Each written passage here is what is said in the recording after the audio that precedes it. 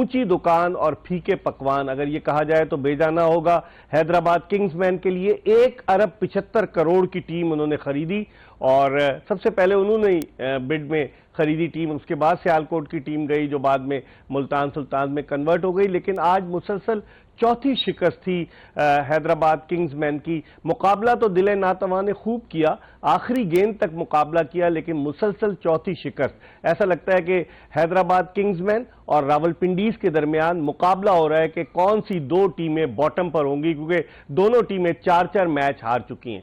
और आज इफ्तिखार अहमद, जिन्होंने इस अज़्म का इजहार किया था कि पीएसएल में वो अपनी परफॉर्मेंस के जरिए बताएंगे कि मेरी क्रिकेट अभी बाकी है, आज इफ्तिखार अहमद ने ऑलराउंड परफॉर्मेंस दी। पहले तो उन्होंने बॉलिंग में 4 ओवर्स में सिर्फ 22 रन देकर 4 विकेटें हासिल की, और जिस तरह की बॉलिंग की इफ्तिखार अहमद ने, 1 ओवर में 3 विकेटें लेकर उन्होंने कमर तोड़कर रख दी थी हैदराबाद किंग्समैन की।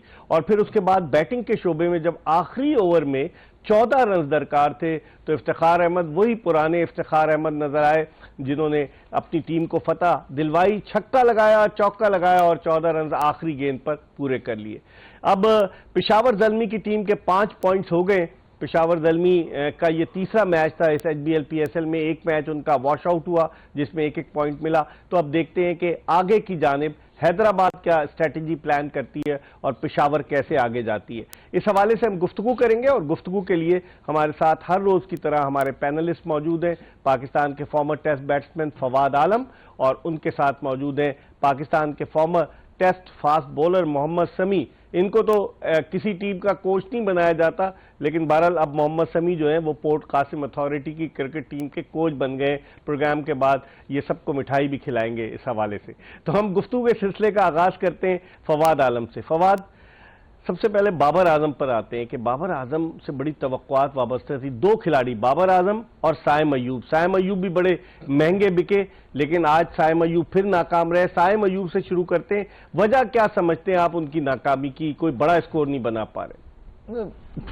वजह तो जाहिर है प्लेयर खुद ज्यादा जानता है। मुझे ऐसा लगता है कि उनको अपने ऊपर खुद ध्यान देना पड़ेगा, उनको कुछ चीज़ें अपनी एक्सेप्ट करनी पड़ेंगी कि यार जहाँ पर मैं जो है लैक हो रहा है, जहाँ से मुझे प्रॉब्लम हो रही है, जहाँ पर उस चीज़ को मैंने कवर करना है। अगर वो खुद नहीं चाहेंगे, उनकी चाहत नहीं होगी तो वो रिकवर नहीं कर पाएंगे, बहुत मुश्किल, कंसिस्टेंसी नहीं आएगी।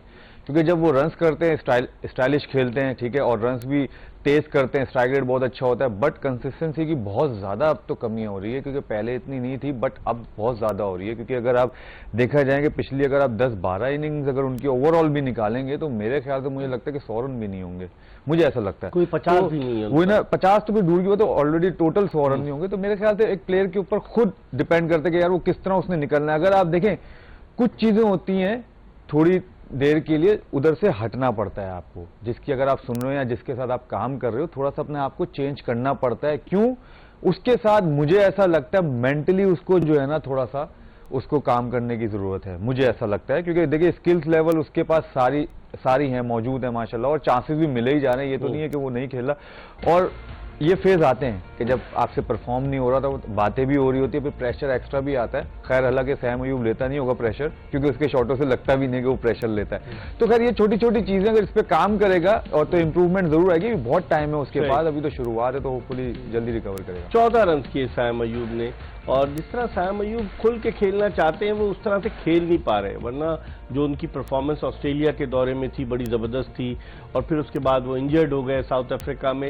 उसके बाद से सैम अयूब की बैटिंग में वो झलक नजर नहीं आ रही। इसकी बुनियादी वजह आप क्या समझते हैं? कल इसकी बुनियादी वजह की काफ़ी सारी वजूहत होती थी अगर आप मुझसे पूछें। देखें, एक तो प्लेयर का माइंड सेट होता है जो फवाद ने कहा, फिर एक होता है प्रिपरेशन किस तरह करें। आजकल देखें आप सोशल मीडिया के लिए और मतलब वीडियो कंटेंट के लिए तो आप ठीक है वो प्रैक्टिस काम आ जाती है, लेकिन मेरे हिसाब से आप जितना रियल विकेट पे रियल बॉलर के खेल के अच्छा होते हैं, वो मुझे थोड़ा सा लग रहा है कि कमी है। आजकल आप अगर देखें सिंथेटिक्स बॉल आ गई हैं, फिर आप देखें कि बैलेंस के लिए नो लुक शॉट के लिए आपको काफ़ी मतलब स्टैटिक बेस के साथ आप प्रैक्टिस करते हैं। लेकिन मेरे लिए ख्याल से अगर आप बॉलर कोई भी है तो वो उसको आपको आगे पीछे मतलब वेट ट्रांसफर करना पड़ता है, आगे करना पड़ता है। तो आई डोंट नो किस तरह की वो प्रैक्टिस कर रहे हैं, किस तरह की प्रिपरेशन कर रहे हैं, तो काफ़ी सारी वजूहत हो सकती हैं। लेकिन सबसे बड़ी बात कि माइंड सेट, अगर आप इतने कंसिस्टेंटली आपसे नहीं रन हो रहे तो आपको कहीं ना कहीं सोचना पड़ता है, अपनी शॉट चेंज करनी पड़ती हैं और अपना गेम प्लान ज़्यादा बेहतर करना पड़ता है। यही हाल मास सदाकत रहा। 8 गेंदों पर उन्होंने आज 17 रन बनाए, 3 चौके, 212 का स्ट्राइक रेट, लेकिन वो जल्दी आउट हो गए। माज सदाकत में बड़ा पोटेंशियल है, एक मैच में उन्होंने रन्स भी किए इस टूर्नामेंट में, लेकिन कंसिस्टेंसी नहीं है, मुस्तकिल मिजाजी की कमी नजर आ रही है। बिल्कुल इकबाल भाई, अगर आप देखें कि जिस तरह से इनिंग शुरू हुई और माज सदाकत ने अब छोटे खेलिए, 2 चौके भी मारे, लेकिन ऐसा लग रहा था कि उनको सिर्फ इसी काम के लिए भेजा है कि जाते ही आप अपना खुल के खेलें, आप टेक चांसेस लें और बोलें। हालांकि बड़े जबरदस्त यंगस्टर हैं, अगर थोड़ा टाइम विकेट पे ठहरेंगे तो मजीद शॉटों में निखार आएगा और जितना खेल के और रन करते जाएंगे तो उनको कॉन्फिडेंस और बढ़ता जाएगा। फवाद, आप कैसे देखते हैं माज सदाकत की इनिंग्स को? ठीक है, इनकी डोमेस्टिक में भी मैंने इनिंग देखी है, खेलते ही ऐसे अंडर 19 में ये खेलते ही ऐसे, इनका ये खुला खुला देखिए, खुला खेलना एक अलग बात होती है, लेकिन शॉट सिलेक्शन भी होती है बॉल के ऊपर, वो एक तरफ नहीं होनी चाहिए। और हर बॉल पे एक चीज नहीं आती कि आप हर बॉल पे चाहोगे कि मैं छक्का मार दूं, वो नहीं हो सकता। उस चीज को आपको इंप्रूव करना पड़ेगा। कंसिस्टेंसी की जो हम बात करते हैं, जो आप कहते हो कि अगर आपका एवरेज हो तो आपका एवरेज अगर फार लाइक 40 अबव हो या 50 तक हो T20 में, उसके लिए आपको कंसिस्टेंट होना पड़ेगा। तो शॉर्ट सिलेक्शंस आपको थोड़ी सी मिनिमाइज भी करनी पड़ेंगी अपनी, थोड़ा सा लंबा भी खेलना पड़ेगा। जैसे आपने बोला कि उन्होंने जो है 8 बॉलों पे 17 रन किए, तो मींस कि वो उनको तो बॉल सही नजर आ रहा है, बल्ले पे भी आ रहा है, कोई विकेट का भी कसूर नहीं है। जितने भी अभी प्लेयर आउट हुए, अगर उनके देखें, जितने भी तीनों लेफ्ट हैंडर्स आउट हुए शुरू में, अर्ली इवन उस्मान, तो ये सब के सब अपनी गलती की वजह से आउट है। इनको ना किसी विकेट ने आउट किया, ना किसी बॉलर ने आउट किया, सब ने बैट सिलेक्शन शॉट्स मारी है जिसकी वजह से वो आउट हुए। बट प्रेशर भी है क्योंकि मैचेस नहीं जीत रहे, अब फिर मुश्किलात तो आएंगी। फिर जो है ना, आपका माइंडसेट भी, जैसे समी भाई ने कहा, तो थोड़ा डिफरेंट सोचना शुरू होता है कि यार हम एक्स्ट्रा करने चले जाएं।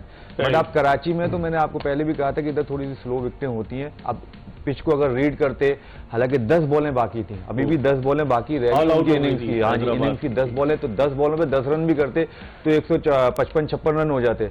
तो कराची में अगर आप पहले 160-170 की तरफ जाएं, वो आपके लिए फार जो है मतलब जीतने वाला स्कोर है। अच्छा, अगर हम देखें तो आज शर्जील खान 1 डाउन पोजीशन पर आए, उस्मान खान से पहले इन्होंने इनिंग्स भी ओपन कराई है और उस्मान खान जो है वो आज 0 पर आउट हुए। तो शर्जील खान एक मैच में चले, आज नहीं चले, तो इसका मतलब ये होगा कि हैदराबाद किंग्समैन की टीम में कंसिस्टेंसी की वाज़ेह कमी नजर आ रही है, जिसकी वजह एक स्कोर करता है, अगले मैच में नाकाम होता है, फिर एक स्कोर करता है, तो इसकी वजह से भी हैदराबाद की परफॉर्मेंस जो है वो नीचे की तरफ गई है। बिल्कुल सही कह रहे हैं इकबाल भाई, देखें कहीं ना कहीं कंसिस्टेंसी होनी चाहिए। परफॉर्मेंस मेरे हिसाब से कभी आपसे होती है, कभी नहीं होती, लेकिन थ्रू आउट अगर आप देखें टॉप ऑर्डर में बहुत ज्यादा चेंजेस हुई हैं। आप कहें उस्मान कभी ओपन कर रहा है, कभी शर्जील 1 डाउन आ रहा है। उसके बाद अगर आप देखें कप्तान को रोल मुझे नजर नहीं आता, मागल अच्छा नहीं है। अगर 5 नंबर पे खेलना है तो आई डोंट थिंक सो कि फिर वहां 5 नंबर पे जाकर आपको इनिंग बिल्ड करनी है। आज तो खैर 4 आउट हो गए थे, उनका वो रोल नजर आया थोड़ा सा, लेकिन मेरे हिसाब से 27 बॉलों पे 27 रन अभी भी उस कैलिबर के नहीं है जिस तरह से PSL को हम देख रहे हैं।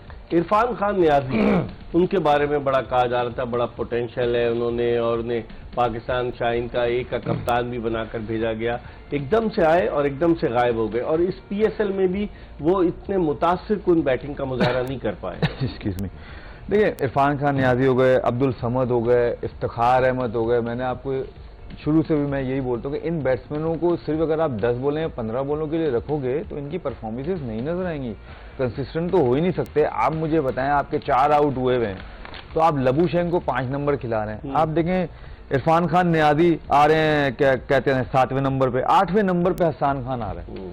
ठीक है, हसन खान 8वें नंबर पे आ रहा है। आप अपनी बैटिंग बड़ी करे जा रहे हो, लेकिन जिनके अंदर पोटेंशियल है उनको भी तो नीचे करे जा रहे हो। उनको सिर्फ अगर आपने 8-9 बॉलों के लिए रखा हुआ है तो फिर तो आपकी परफॉर्मेंस आएगी ना। और जैसे लबूशेन की उन्होंने बात की, वो तो फॉर्म में ही नहीं है ओवरऑल, वैसे भी वो उनका स्ट्राइक रेट अच्छा नहीं है, ऊपर से फॉर्म में भी नहीं है। 27 बॉलों पे 27 रन अभी भी नहीं बनता था। उसके सामने का 100 का स्ट्राइक रेट, वही ना खुशल परेरा खेल लेते तो उन्होंने तकरीबन जो है 165 के स्ट्राइक रेट से रन किए, 58 रन किए। तो उसी विकेट पे वही बैटिंग कर रहे थे उनके साथ, उसी उनको भी पता है 4 आउट हुए हुए थे, वो तो बाद में आए हैं।